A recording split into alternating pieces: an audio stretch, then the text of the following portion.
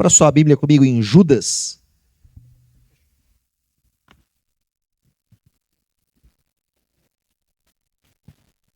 Judas tem apenas um capítulo e nós, obviamente, que não vamos conseguir passar por todo ele hoje e também não é o nosso interesse. Mas eu quero usar ele como referência para nós, para o tema que nos propomos a falar nesses últimos dias. Nós iniciamos na semana passada, não sei se você estava aqui, mas onde vamos tratar um pouquinho da história da igreja, vamos ver as aplicações da vida do povo de Deus a nós, nesse período em que vivemos.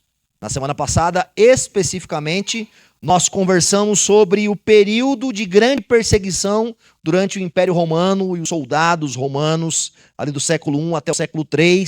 Nós usamos como base o texto de Hebreus, que nos fala que várias pessoas foram mortas, perseguidas, cerradas ao meio, e Hebreus está nos chamando a olharmos para o testemunho de fé daqueles irmãos, aprendermos com eles e não nos esquecermos que estamos rodeados por uma grande nuvem de testemunhas.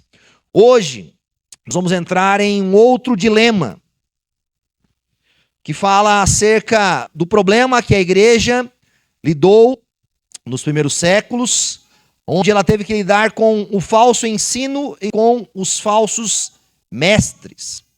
E eu quero olhar à luz da história da igreja um pouco dos problemas que a igreja lidou ao longo dos primeiros séculos. E eu tenho certeza e convicção de que você vai perceber que muitas das coisas, das crises, das heresias e dos problemas que nós lutamos hoje ou somos rodeados hoje, não é nada de novo. Não existe nada de novo debaixo dos céus. E nós precisamos aprender com os nossos irmãos do passado. Nós precisamos aprender com a providência de Deus na história e como o Senhor guardou e sustentou o seu povo na história. Eu quero ler então com vocês alguns versos de Judas e a gente vai entender um pouquinho do porquê disso essa noite. Abre lá, Judas, é um capítulo só. Nós vamos ler o verso 3 até o verso 4. Judas, do 3 ao 4. Deixa eu só baixar o volume aqui. Diz assim para nós o texto bíblico. Amados, embora estivesse muito ansioso por lhes escrever acerca da salvação que compartilhamos, senti que era necessário escrever-lhes insistindo que batalhassem pela fé, de uma vez por todas, confiada aos santos. Pois certos homens, cuja condenação já estava sentenciada, há muito tempo infiltraram-se dissimuladamente no meio de vocês. Estes são ímpios e transformam a graça de nosso Deus em libertinagem e negam Jesus Cristo, nosso único soberano e Senhor. Judas é meio-irmão de Jesus, ok? Irmão de Tiago. Por que meio-irmão? Porque ambos são apenas filhos de Maria. Jesus é apenas filho de Maria, não de José. Então são irmão de Jesus apenas da parte de Maria. Judas vive, notavelmente, no primeiro século da era cristã. É alguém que viu de perto todos os acontecimentos, viu o crescimento da igreja, mas ao mesmo tempo viu que mediante a igreja começaram a surgir aqueles que nós chamamos de falsos mestres ou os lobos em pele de cordeiro. Quando nós estudamos a história da igreja, nós passamos por alguns períodos muito clássicos na história da igreja, onde você tem essa grande perseguição, onde você vai ter as heresias e os hereges. Depois da semana que vem a gente vai falar um pouquinho após o estabelecimento aí da igreja católica romana, dentro como um césaropapismo, como que a igreja esfriou em alguns momentos e perdeu a reverência pela palavra e se deixou levar muitas vezes apenas por religiosidade mórbida, que também foi um problema da igreja. E por que é importante nós pensarmos disso à luz das Escrituras? Porque se você olhar para alguns livros bíblicos, como Judas, como 1 João, como 2 Pedro, como Colossenses, que nós estudamos recentemente na igreja, você vai perceber que há um forte apreço e uma forte instrução por esses escritores para que nós batalhássemos pela fé. Judas instrui o povo a isso. Ele fala: olha, eu queria compartilhar com vocês outras coisas. Eu estava desejoso de tratar com vocês sobre outros assuntos, sobre acerca da salvação que compartilhamos. Mas senti que era necessário os escrever, insistindo, batalhassem pela fé. Olha que interessante. Judas separa um momento específico para enviar uma epístola às igrejas para que eles batalhassem pela fé.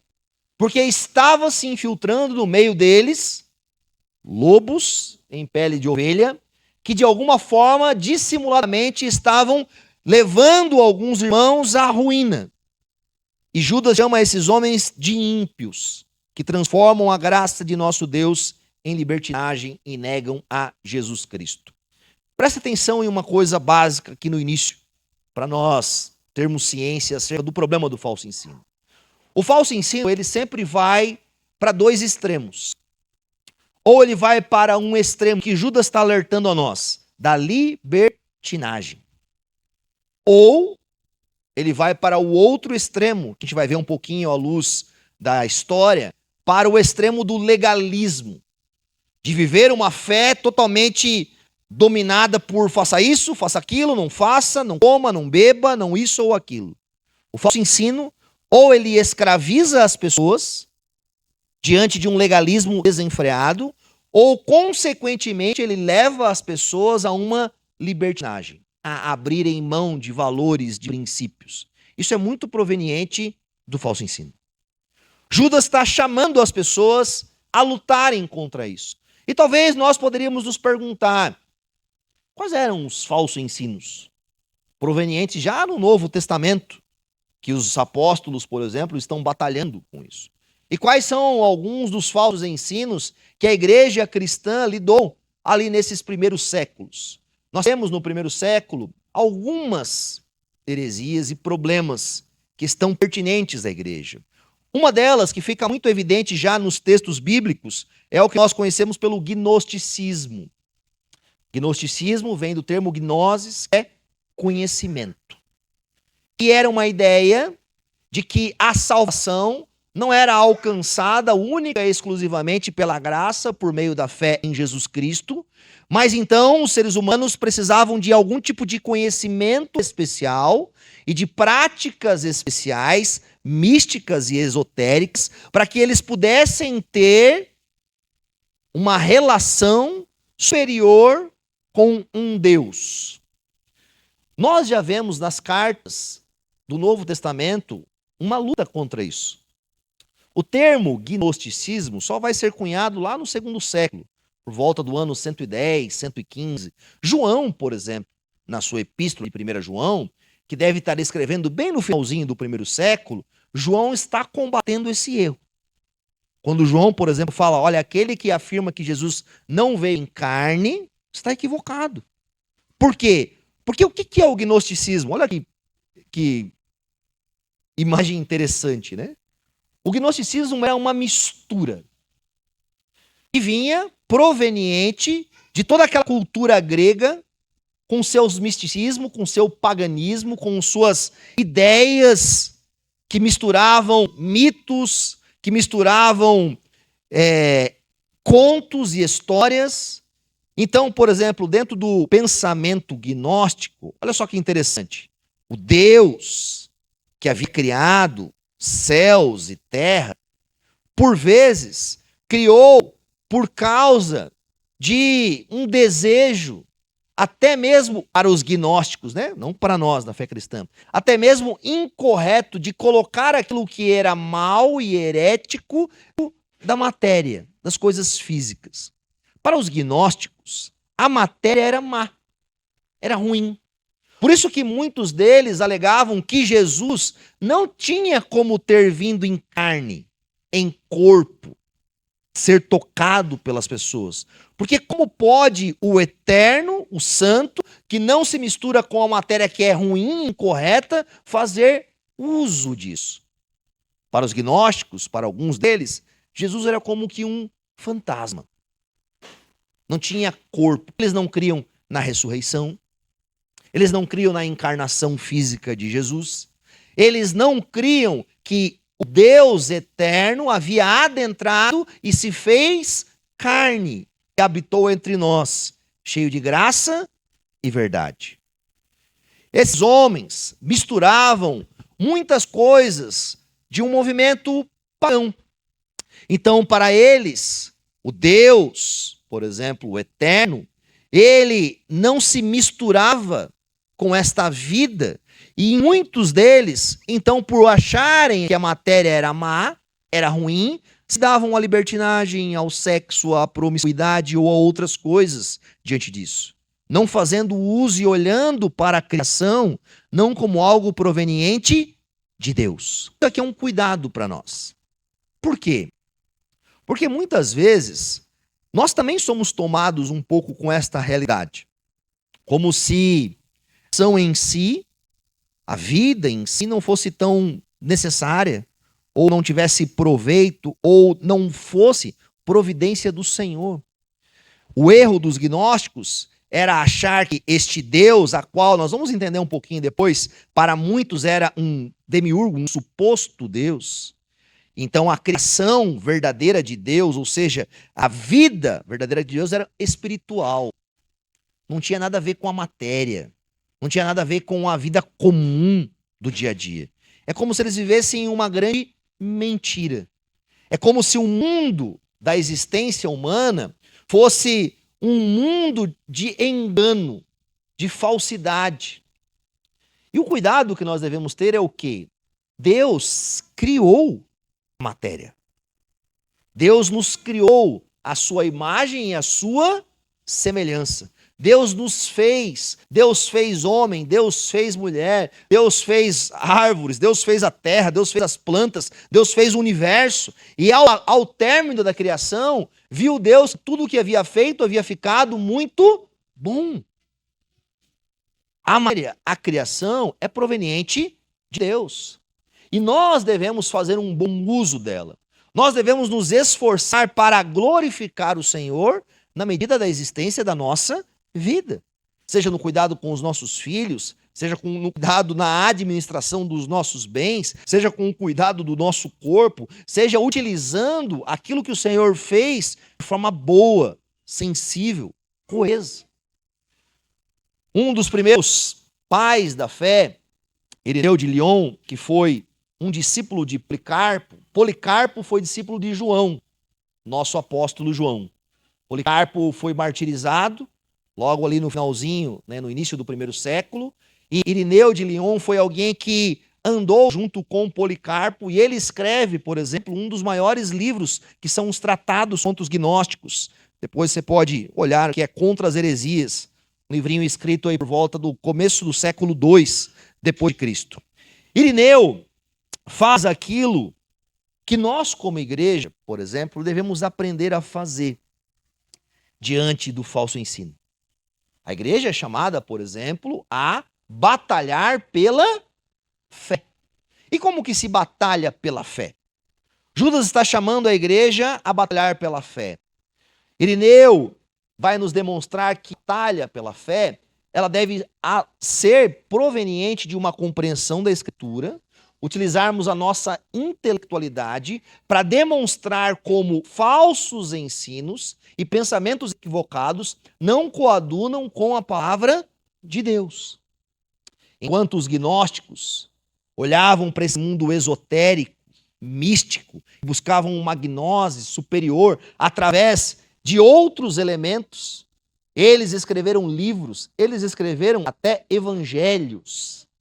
Os evangelhos apócrifos, que não são aceitos, por exemplo, como o evangelho de Judas, o evangelho de Tomé, foi escrito pelos gnósticos, aonde trazia uma ideia totalmente equivocada de Cristo.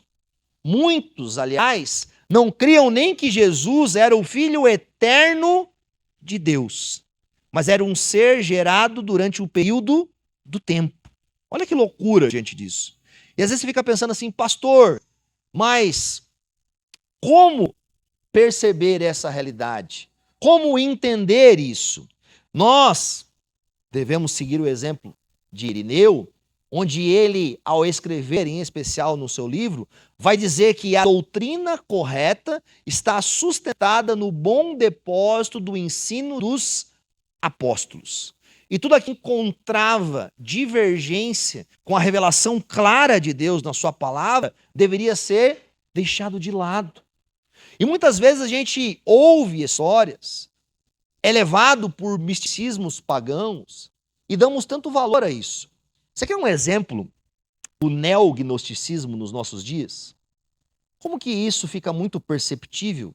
Que parece que isso está muito distante de nós. Mas deixa eu fazer um paralelo, por exemplo, com muitas vezes percebido dentro do movimento neopentecostal, onde você precisa, por exemplo, fazer parte dentro de uma realidade mística, de um tipo de oração específica, de um tipo de campanha específica, de um tipo de óleo específico, de um tipo de um conhecimento a mais ou de uma realidade a mais, para que você tenha ali uma bênção maior, ou para que você tenha por meio daquilo um tipo de relação com Deus que você não teria única e exclusivamente através da leitura da Escritura e pela fé em Jesus Cristo. Isso nós chamamos na teologia de neognosticismo. Ou seja, as pessoas começam a criar coisas místicas e através desta realidade mística, o povo de Deus vai ter um tipo de relação diferenciada com o Senhor que outras pessoas não têm. Isso já estava sendo combatido lá nos primeiros séculos da vida cristã. E nós voltamos, por vezes, a beber na mesma fonte amarga diante disso. E esse é um cuidado que nós devemos ter. Tome cuidado, por exemplo, com aqueles falsos mestres ou o falso ensino que promete aos homens ou às mulheres um tipo de realidade espiritual por meio de algumas práticas esotéricas. E nós somos muito levados por isso. Aliás, por vezes nós adoramos isso. A gente não pode ver uma coisa meio sobrenatural, conta uma história magnífica para nós, que muitas vezes o povo de Deus vai atrás disso, sem saber de onde veio, por onde veio, o que é isso. Nós somos chamados, pelas Escrituras, a ter um culto racional.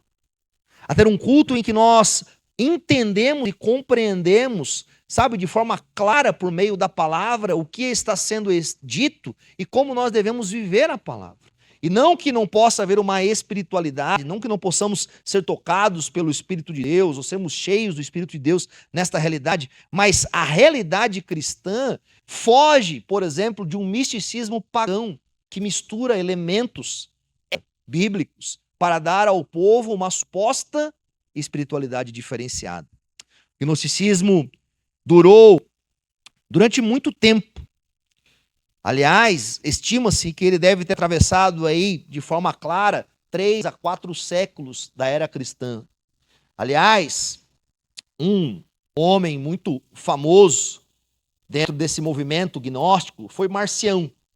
Marcião, ele, através do pensamento dos gnósticos, dizia, presta atenção nisso, que o Deus do Antigo Testamento era mau, e que Deus do Novo Testamento era o verdadeiro Pai de Jesus Cristo, e que o Deus do Antigo Testamento era um demiurgo, um Deus que havia sido criado ao longo do tempo, e que então, em um outro período, veio o Deus verdadeiro, matou o Deus do Antigo Testamento, e agora havia uma nova revelação. Aí ele escreve, essa imagem aqui é de um quadro, porque ele escreve um cânon, ou seja, ele faz uma Bíblia dele.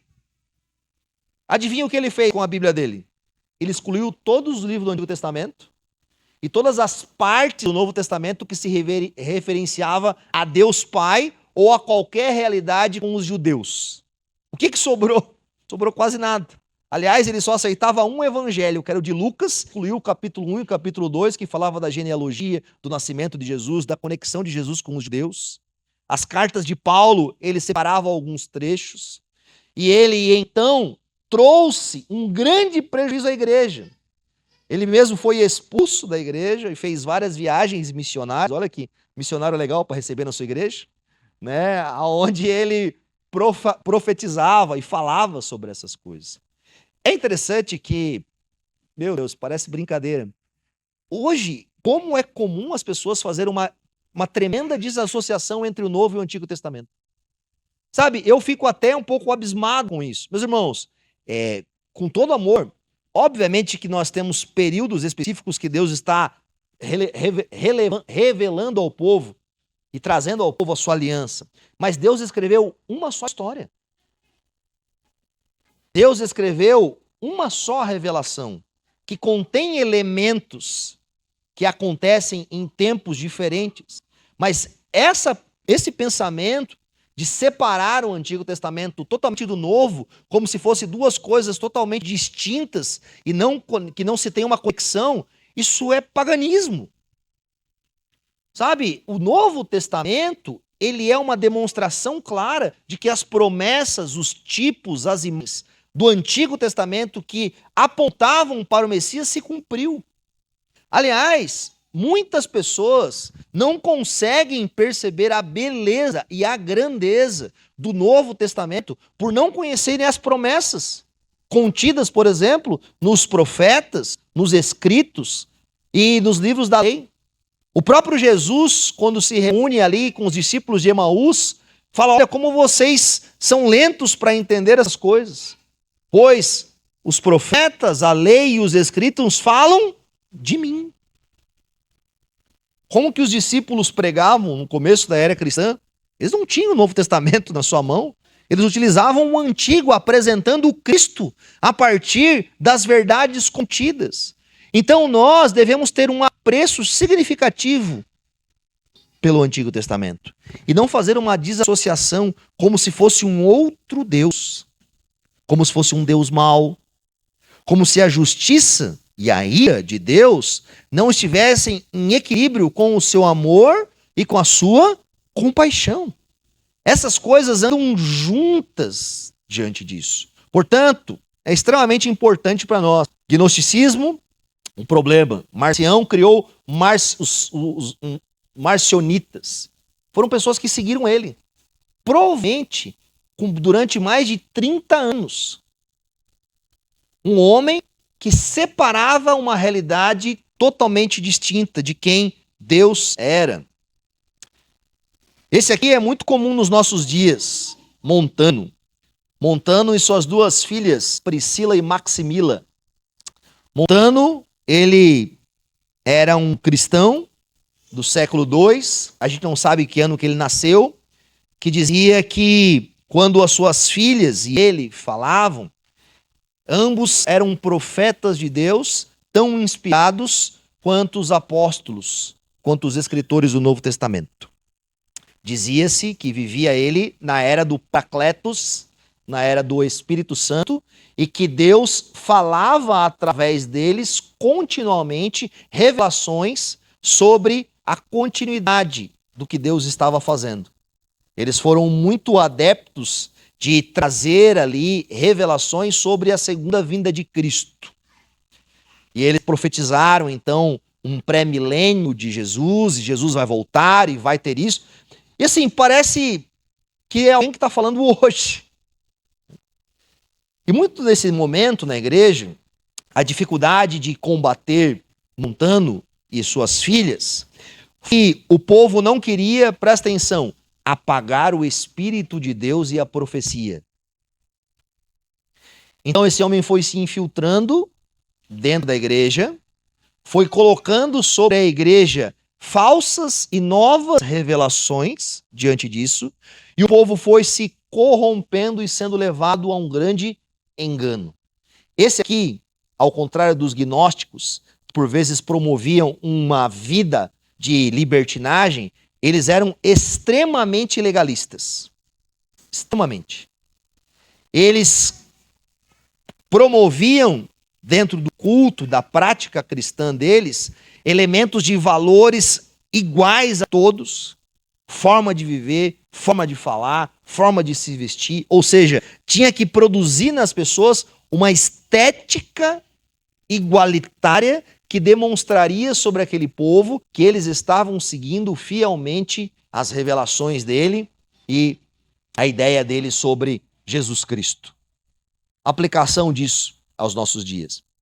Muitas vezes nós somos conduzidos pelos mesmos pensamentos, porque no afã de queremos dizer que não queremos apagar o Espírito e a profecia do Senhor, damos valor a pessoas que falam coisas em nome de Deus, que Deus nunca falou. E colocamos isso como pé de igualdade com as Escrituras sagradas. De forma nenhuma, nós podemos aceitar, por exemplo, hoje, qualquer tipo de nova revelação que queira apresentar que tal coisa vai acontecer, ou isso ou aquilo. Um exemplo muito clássico, Adventistas do sétimo dia. Os Adventistas do sétimo dia, eles surgem, né, através de uma revelação, né, o primeiro, não lembro agora o nome dele de cabeça, mas o primeiro líder do Adventismo leu lá uma profecia em Daniel, que lá diz 2000 e tantos dias, e ele fez um cálculo que a partir daqueles 2000 e tantos dias Jesus ia voltar. Então ele ensinou a igreja sobre esse advento. Passou-se os 2000 e poucos dias, Jesus não voltou. Aí eles reinterpretaram a profecia, Jesus não voltou de novo. E aí eles mexeram um pouco na exegese deles em cima de Daniel, diante disso, deste reino celestial, e se manteve até hoje uma grande denominação que surgiu a partir de uma profecia totalmente equivocada. Aliás, essa semana eu li um documento sobre a Igreja Adventista, eu vi ele fisicamente na minha mão, né? Quando as pessoas vão se batizar, elas têm que fazer uma de fé, né? Assim como a gente faz na igreja, você crê em Jesus como seu Senhor, sabe quando você vai se batizar e você confessa lá? Na confissão deles, né, eles prescrevem lá claramente de que eles creem ainda na continuidade das profecias, assim e tal. E lá na confissão está escrito, olha, eles creem que a Igreja Adventista é a única igreja remanescente do Senhor Jesus. Isso é heresia. Sabe? Nós não podemos coadunar com esse tipo de realidade. Aliás, toda a igreja que arroga para si ser a igreja exclusiva do Senhor, a única igreja verdadeira na terra, ela já entrou numa categoria de seita. Isso deve ficar claro para nós, porque Deus e o seu Senhor, e o nosso Senhor Jesus, em nenhum momento criou a denominação X, batista, católica, ou isso, ou aquela outra. Obviamente que é muito importante nós termos igrejas locais, nós temos confissões de fé, nós temos pacto entre irmãos diante disso, isso é importante. Mas em nenhum momento nós podemos levantar a bandeira, por exemplo, e dizer, olha, nós somos a única igreja verdadeira que conhece as verdadeiras profecias do Senhor e não há ninguém que as interpreta como nós e nós estamos certos e os outros estão errados. Isso é uma bandeira de seita, de equívoco diante disso. E Montano foi para esse lado. Vou falar só mais um e depois nós vamos voltar para o texto. Nosso amigo, esse maniqueísmo vem de um homem chamado Mani, que era um persa, que era envolvido com essas culturas místicas do zoroatrismo, de Buda, olha que interessante, de Jesus e de outras entidades que se misturavam num cristianismo totalmente sincrético. Uma mistura de várias crenças ao mesmo tempo. Sabe essa realidade que a gente tem dessa luta entre o bem e o mal? Entre Deus e Satanás, como eles estivessem na mesma força? Isso foi criado por eles. Né?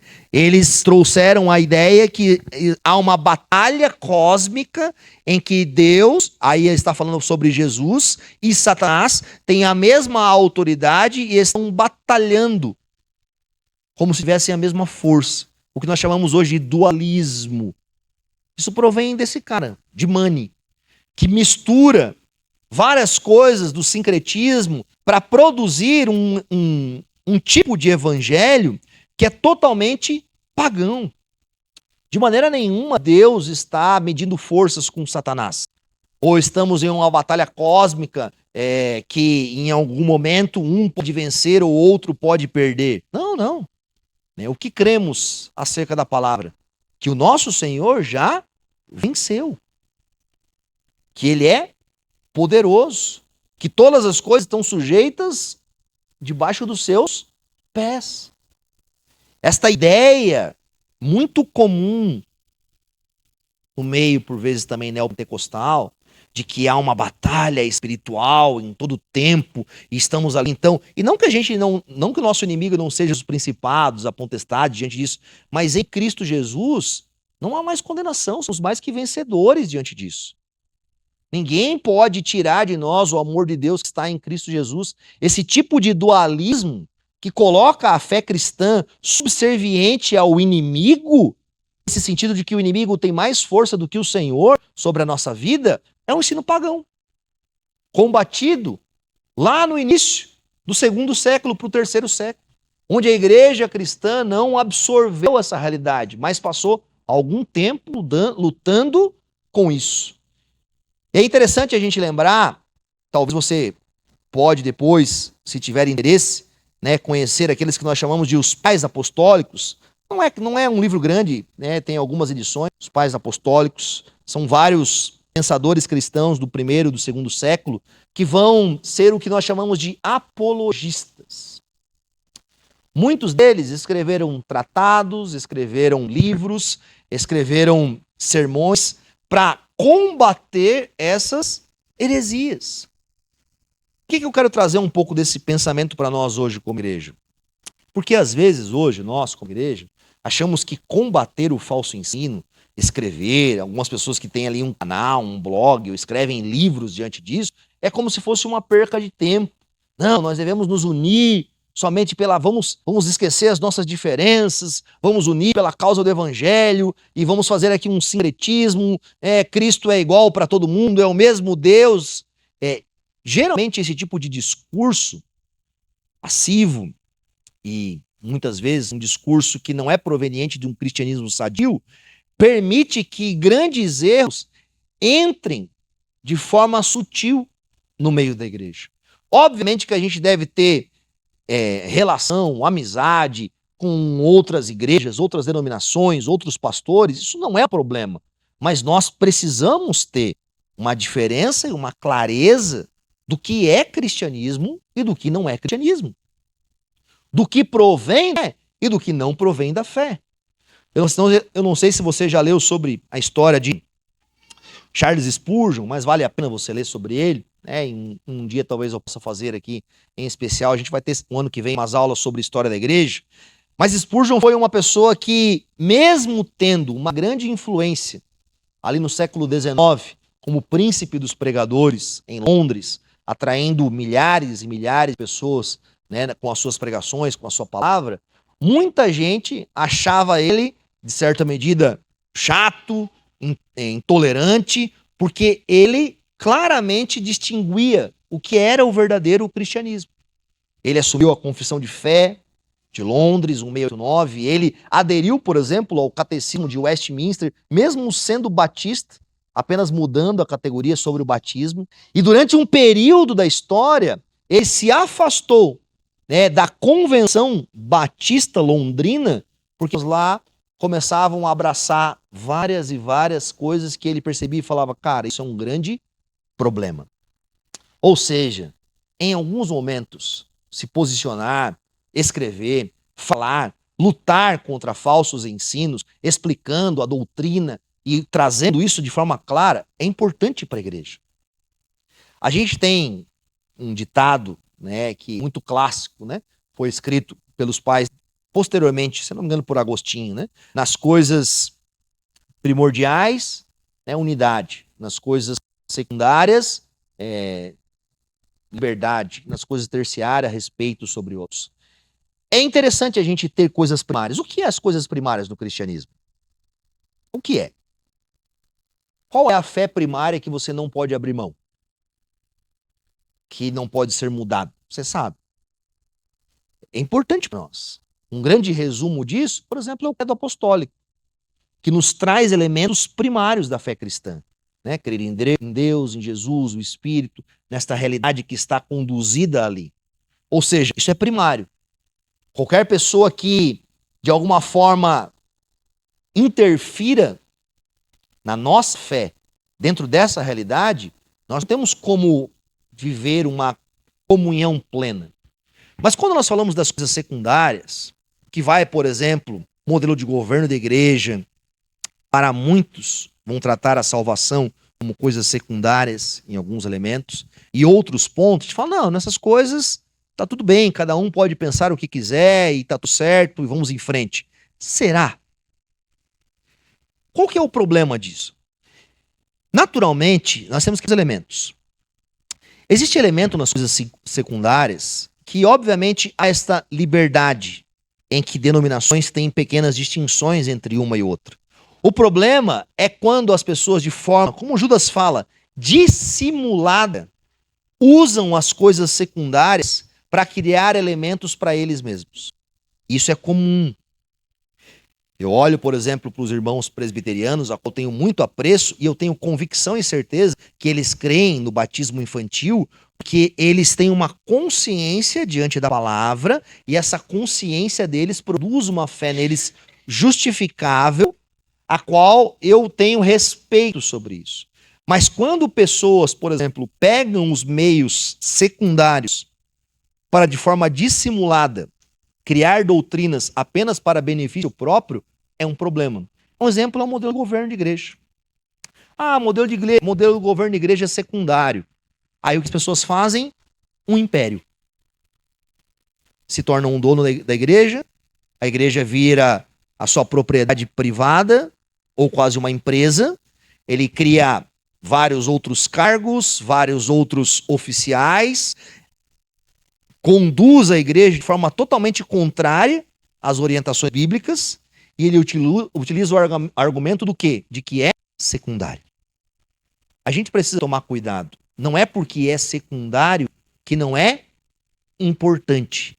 Não é porque é secundário que não existe nas escrituras orientações de como viver isso. Você precisa olhar para a sua fé e por vezes se perguntar, ok, por que eu faço isso? Por que a minha igreja vive assim? Por que nós confessamos dessa forma? Por que eu penso a salvação desse jeito? Porque o pastor falou, tá lá, todo mundo faz, sempre foi assim, vou continuar fazendo dessa forma. Será? Será que ser uma igreja bíblica tem a ver com não se apropriar de toda a escritura e buscar ser o mais preciso possível diante disso? Nós devemos tomar cuidado sobre isso. Aqui, a partir do terceiro século, a gente tem um dos maiores problemas da igreja cristã que está até hoje, que é o grande problema da cristologia, ou seja, quem é Jesus? Nós acreditamos que Jesus ele é verdadeiro Deus e verdadeiro homem, uma pessoa e duas naturezas. Parece isso algo tão distante de nós, sabe? Esse tipo de confirmações parece que não faz sentido para falar sobre isso. Mas durante os primeiros séculos, a igreja lutou contra vários grupos que consideravam que Jesus não era Deus, os arianos consideravam que Jesus não era plenamente Deus, outros consideravam que ele não era plenamente humano, outros diziam que ele não era humano, que não tinha um corpo humano, outros diziam que Jesus era duas pessoas distintas, outros diziam, por exemplo, que Jesus possuía uma natureza só.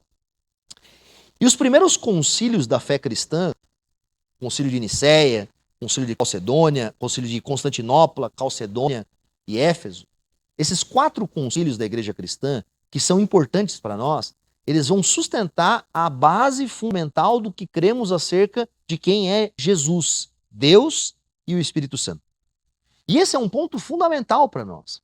Hoje, por exemplo, quando a gente fala do concílio de Nicéia, a gente tem o debate grande lá com Ário. O que Ário pensava?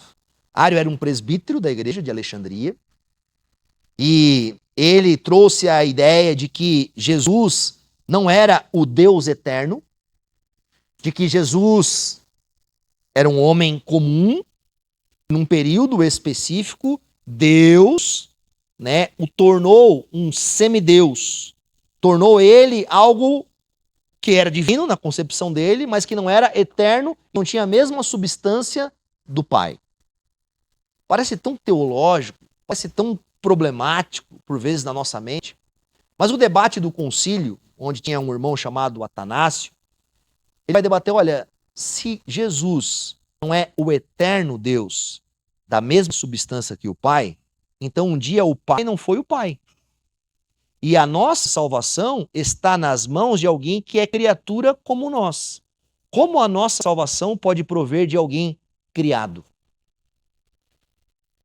Nossos, não são nossos irmãos, mas um movimento, por exemplo, específico até dentro dos próprios adventistas, vão interpretar que, de certa medida, Jesus também não é eterno. E muitos vão dizer que Jesus era o anjo Miguel e que em um período da história ele não era eterno com Deus. Ele é menor que Deus. Isso está muito presente dentro do Testemunho de Jeová, dentro dos mormons, dentro do adventismo, dentro de esses tipos de culturas que nós chamamos de seita. Qual que é o principal centro de combate das heresias? Quem é Jesus? Quem é Jesus? Sabe por que Jesus precisou se tornar homem? Por que Jesus traz em si uma pessoa só e duas naturezas? Muitas pessoas pensam que Jesus, Deus Pai, Deus Espírito Santo, são modos, É muito comum as pessoas falarem sobre isso. Talvez você já falou, que na nossa mente é como se Deus um dia se manifestasse como Pai, num outro dia se manifestasse como Filho e no outro se manifestasse como Espírito. A gente usa às vezes o termo manifestação, mas não é correto. Os três são distintos na sua pessoalidade, mas iguais na sua essência. Da mesma substância, do mesmo ser, da mesma natureza. Esse é o mistério da bendita Trindade. Porque na nossa cabeça, como que três podem ser um? Mas a ideia é que ambos comungam do mesmo ser divino eterno. Nunca foram criados, sempre existiram. O Pai sempre foi o Pai. O Filho sempre foi o Filho. O Espírito Santo sempre foi divino. No Concílio de Constantinopla, por exemplo, em 381, estabelecer a divindade do Espírito Santo. Durante muito tempo, as pessoas pensavam que o Espírito Santo era como simplesmente uma força espiritual que Deus promovia para o equilíbrio e edificação das pessoas. Muita gente pensa assim hoje. Quer um exemplo? Quando você vai num culto, ou se podemos chamar isso de culto, onde as pessoas tratam o Espírito Santo como se o Espírito Santo não fosse divino, e eles dominassem o Espírito Santo, ordenando o Espírito Santo, faça aquilo, faça aquele outro, faça tal coisa. Agora o Espírito Santo vai fazer isso. Agora o Espírito Santo vai fazer aquele outro. Agora vai descer. O Espírito Santo é Deus. Ele é divino. É Senhor. Será que nós teríamos as mesmas palavras que temos para com o Espírito Santo como para com Jesus? Ou como para com Deus? Você percebe como a gente faz uma diferenciação natural na nossa adoração e na nossa vida de piedade? O Espírito Santo é um com o Pai da mesma substância, igual ao Senhor. E nós não podemos cair em uma compreensão que leve isso. Quero voltar para o texto de Judas. Eu quero ler com vocês verso 12 até o verso 13.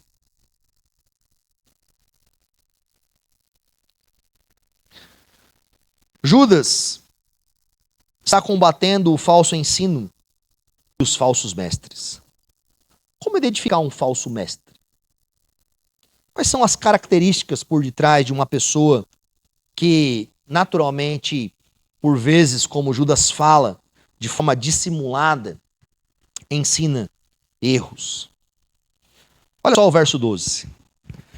Esses homens são rochas nas festas de fraternidade que vocês fazem, comendo com vocês de maneira desonrosa.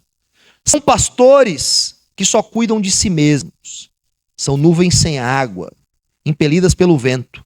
Árvores de outono sem frutos, 2 vezes mortas, arrancadas pela raiz.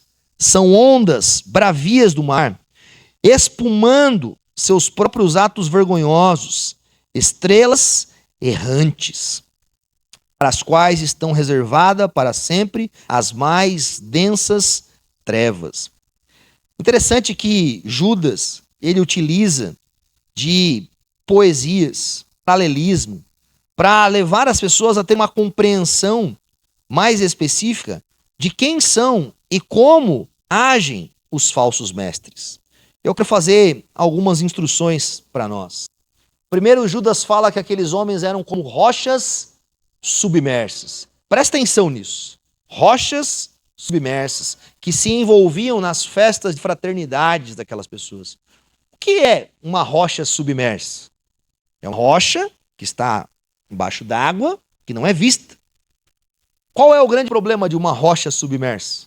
Imagina um navio, ali no primeiro século, que não tinha um sonar, que não tinha nenhum equipamento de navegação para entender o que tinha debaixo d'água, não era visível a olho nu, mas se ele batesse naquela rocha, o que aconteceria?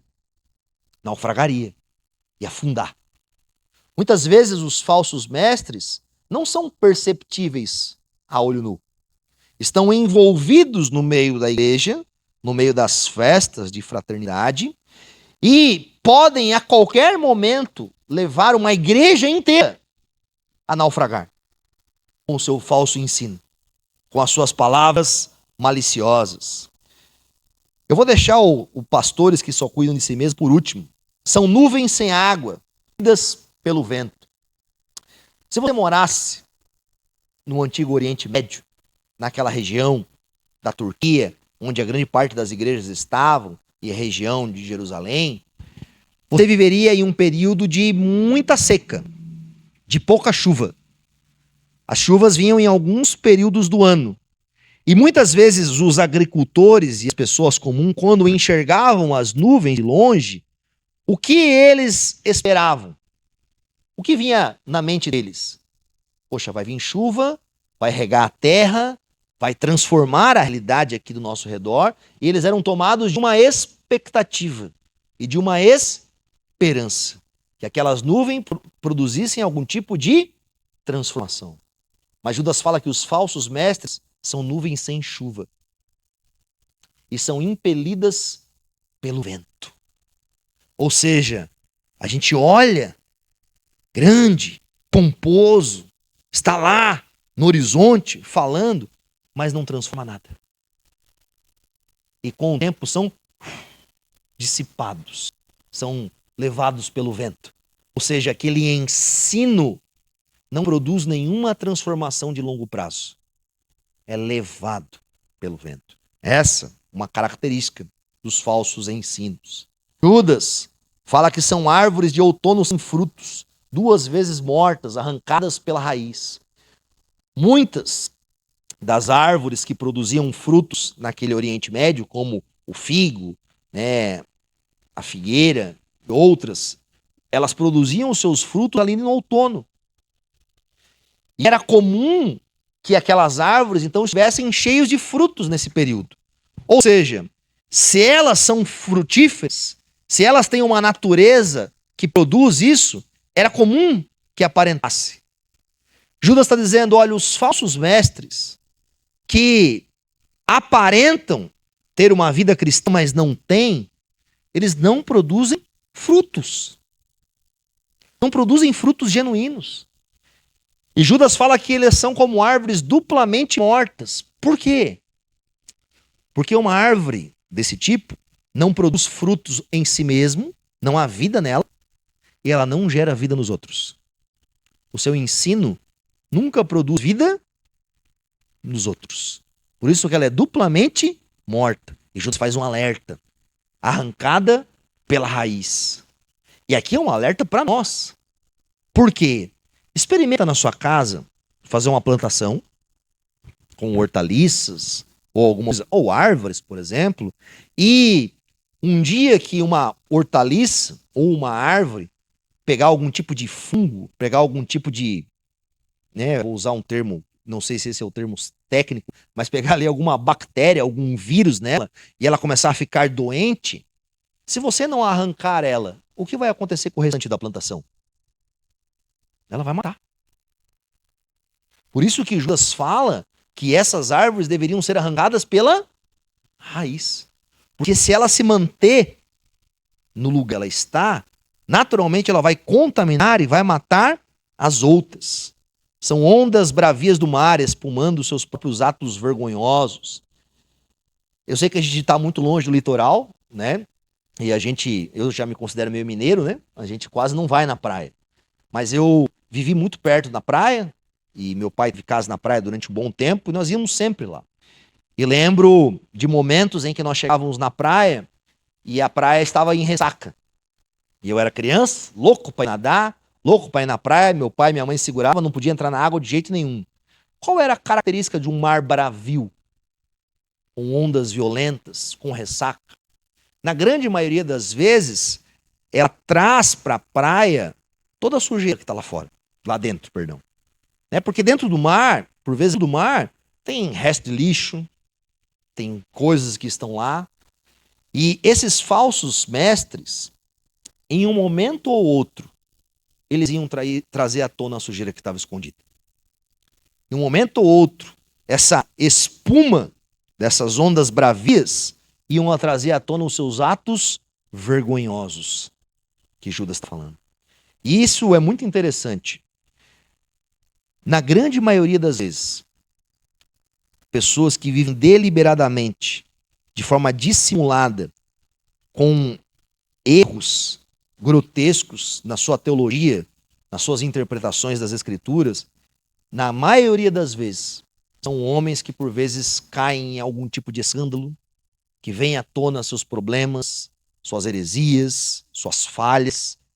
Geralmente, aquilo que está lá interno no coração, em momento oportuno, se transforma num ato vergonhoso visível. E esse é um cuidado que nós devemos ter. Judas fala que são como estrelas errantes, reservadas para sempre nas mais densas trevas. Os navios não usavam de GPS, de nada. A navegação, nos séculos passados, era feita através das estrelas. O navegador conhecia as constelações e quando ele se movia de um lugar ao outro, como que ele utilizava a navegação? Pelas estrelas. As estrelas errantes eram estrelas que não levavam as pessoas para lugar nenhum. Geralmente eram estrelas cadentes ou algum tipo de estrela e não tinha como você conduzir a sua navegação a partir disso. E é isso que Judas está falando para nós.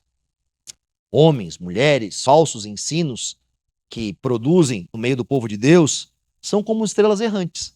Se você quiser colocar a sua vida, a navegação da sua vida, através desse tipo de ensino, você não vai chegar a lugar nenhum. Não vai ter um destino correto. Por quê? Porque, na verdade, vai ter. O destino deles são as mais densas trevas. O destino deles é o juízo, é a condenação. A Bíblia fala categoricamente sobre condenação. Ai daqueles, ai deles. O próprio Judas fala isso no verso 11 anterior.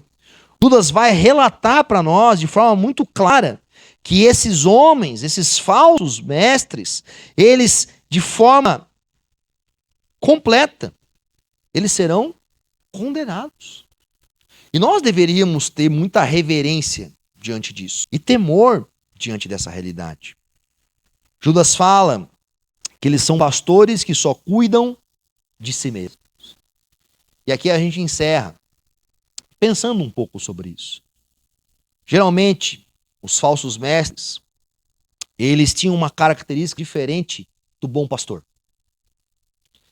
Um pastor, e aqui falando na característica de pastor, ele é vocacionado ao seu ministério e Deus o habilita com dons.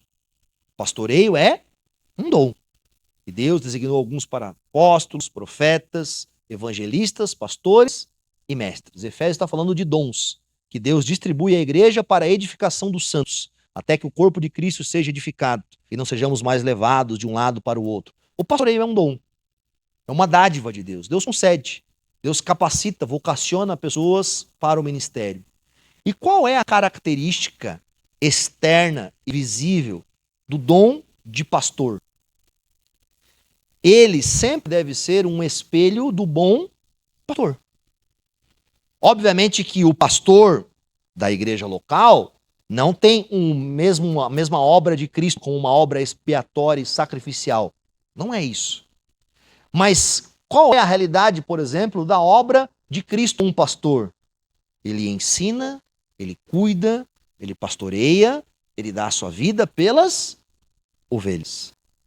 O falso mestre, que tem como a sua característica ser pastor que só cuida de si mesmo, utiliza a igreja para crescimento pessoal, utiliza a igreja para fama, utiliza o povo para ter status, para crescer financeiramente, para ganhar uma certa celebridade diante disso.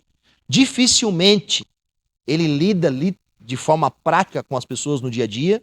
Na grande maioria das vezes, isso geralmente acontece, né, em igrejas e mega igrejas, né, o pastor ele se torna uma pessoa isolada, dificilmente as pessoas têm contato com ele, ele vai terceirizar o pastoreio através dos líderes de célula, através dos discipuladores, através de toda a organização que ele cria na igreja, para que ele se torne uma pessoa quase que intocável.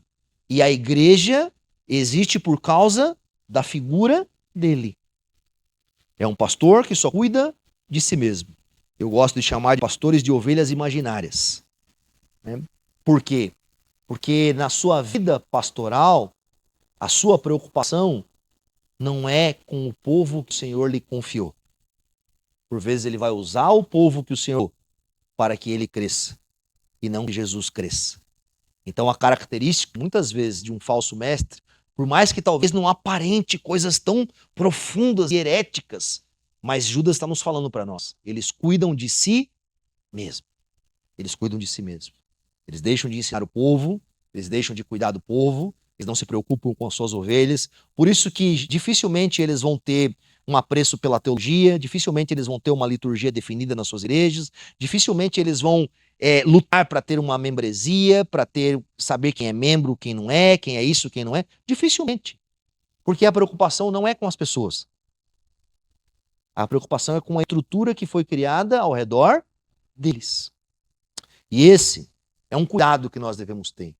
Por fim, para encerrarmos, o que gostaria que nós pensássemos diante disso é de forma muito clara.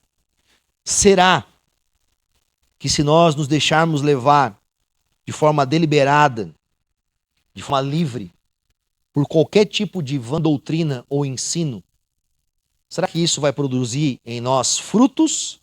Ou isso vai produzir em nós um aumento da distância entre nós e o Senhor? Como que nós vamos ter um genuínismo, uma genuína igreja, um genuíno conhecimento do Senhor, se nós não temos apreço pela sã doutrina e pelas verdades? Nós somos chamados para adorar a Deus em espírito e em verdade. Mas se não há um apreço sobre nós para que saibamos verdadeiramente quem Deus é, a nossa adoração pode ser vazia. O que é muito comum, por vezes, no evangelismo, é um evangelismo equivocado. Né? As pessoas mal se converteram, querem sair para evangelizar de qualquer forma e não entenderam especificamente qual é o evangelho. E para entendermos o evangelho, precisamos de uma sã doutrina. Sabemos quem somos nós, homens caídos, depravados, pecaminosos. Sabemos quem é Jesus, por que Jesus pode nos salvar, evidentemente. Qual é a característica em Cristo da sua obra expiatória que produz em nós perdão de pecados. Você percebe? Às vezes a gente vai dizer, mas a doutrina ela não é tão importante.